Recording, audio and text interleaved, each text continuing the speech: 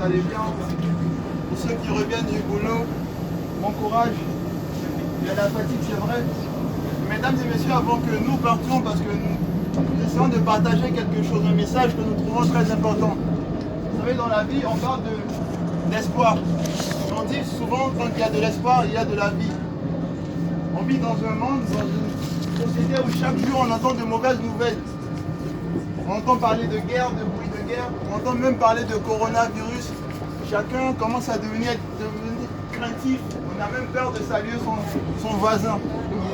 Et tout ça, on va encore entendre parler de mauvaises nouvelles jusqu'à ce que quelqu'un arrive. Mais avant d'y arriver là-bas, je vais vous dire que malgré toutes ces mauvaises nouvelles, il y a quand même des bonnes nouvelles.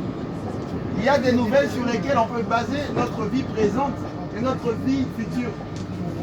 Et c'est cette nouvelle-là que nous voulons vous partager ce soir. Il s'agit de quelqu'un qui est venu donner sa vie pour les hommes. On a tous entendu parler de Jésus-Christ de Nazareth. Alors pourquoi parler de lui? Parce que Jésus, il est la vie, il est la vérité, il est le chemin. Alléluia. Nous avons plusieurs questionnements dans notre vie, parfois des questions existentielles. Pourquoi nous sommes sur la terre? Quel est le but de notre vie? Vous savez, nous les hommes, lorsque nous créons des choses, toute invention, on les crée avec un motif, un but. Celui qui a créé le véhicule, il avait une vision en tête, pour qu'elle puisse conduire justement les personnes qui vont y monter. Et même, il est écrit dans la parole de Dieu que Dieu crée toutes choses pour un but.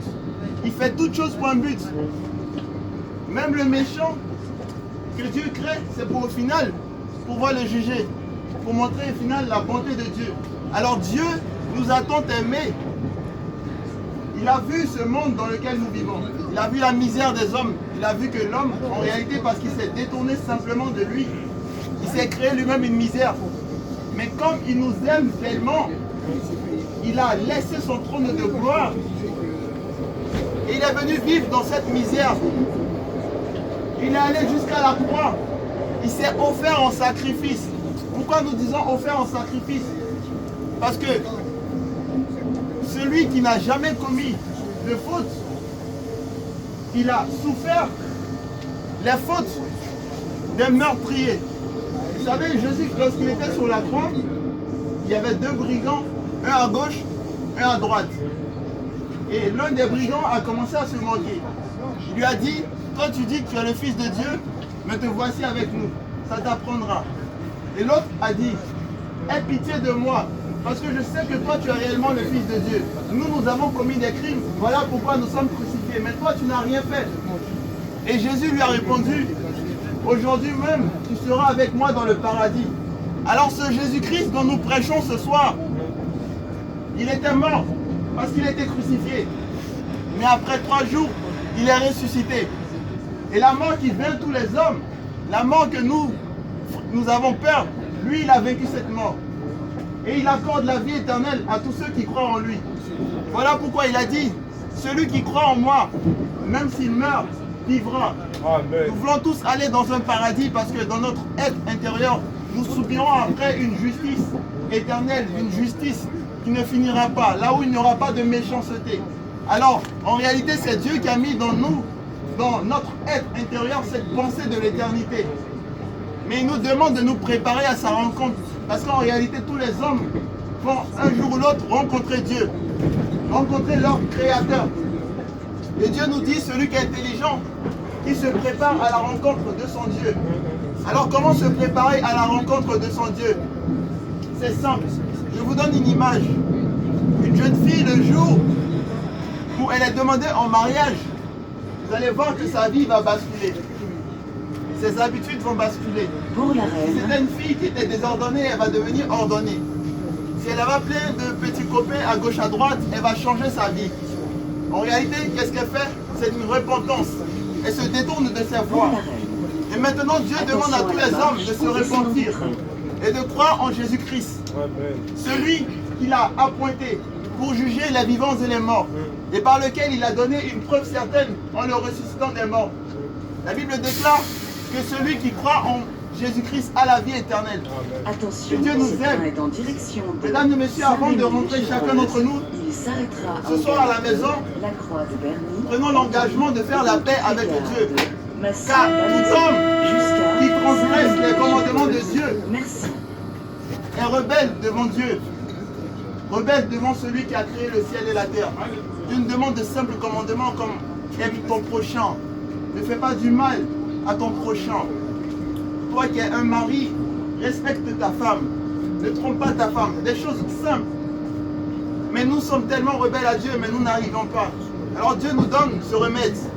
Jésus-Christ. Car lorsque Jésus-Christ entre dans le cœur de quelqu'un, il change non pas seulement son extérieur pour nous faire des religieux, mais notre intérieur, le cœur de l'homme. Et c'est ce que Dieu veut faire au travers de nous. Et chaque jour, il nous rappelle à lui. Alors si vous entendez ce message ce soir, sachez que Dieu vous aime. Il a encore un plan merveilleux pour vous. Peut-être que depuis longtemps, vous avez vous-même décidé de conduire votre fille à la manière que vous aviez voulu. Mais aujourd'hui, il entre en ligne de compte et il vous appelle. Si vous n'avez jamais entendu parler de Jésus-Christ, sachez que Jésus-Christ, c'est lui la parole de Dieu et c'est lui que nous prêchons ce soir. Amen. Il dit, je ne remets personne dehors, ceux que Dieu attire à moi. Jésus-Christ n'est pas simplement une religion, mais c'est une personne vivante. Et il est présent, il se révèle dans les cœurs de ceux qui s'attendent à lui, de ceux qui soupirent à la vérité, parce qu'il est lui-même la vérité, de ceux qui soupirent à la justice, parce qu'il est la justice, ceux qui soupirent à la paix, parce que c'est lui le prince de paix. Mesdames et messieurs, Dieu vous aime, et faisons le bon choix pendant qu'il est encore temps. Dieu nous donne gratuitement le souffle de la vie, et utilisons-le en vivant justement à la façon dont celui qui nous a créés le voudrait. Sinon, nous aurions perdu notre temps, nous serions passés à côté du but pour lequel nous sommes créés. Il y a encore une solution pour toi qui te pose des questions dans la vie. Et cette solution se trouve en Jésus-Christ de Nazareth. Crois en lui pour le salut de ton âme. Parce qu'un jour, tu rencontreras Dieu. Et devant Dieu, personne ne pourra se prévaloir être tellement juste. En réalité, devant lui, toute bouche est fermée. Toute langue confesse que lui seul est Dieu et Seigneur. Alors que sa grâce est disponible. Et sa miséricorde, nous la vivons chaque jour. Parce que nous profitons de la nature qu'il a créée et de l'intelligence qu'il nous a donnée. Agissons comme des personnes intelligentes et non pas comme des personnes insensées. Que Dieu vous bénisse abondamment.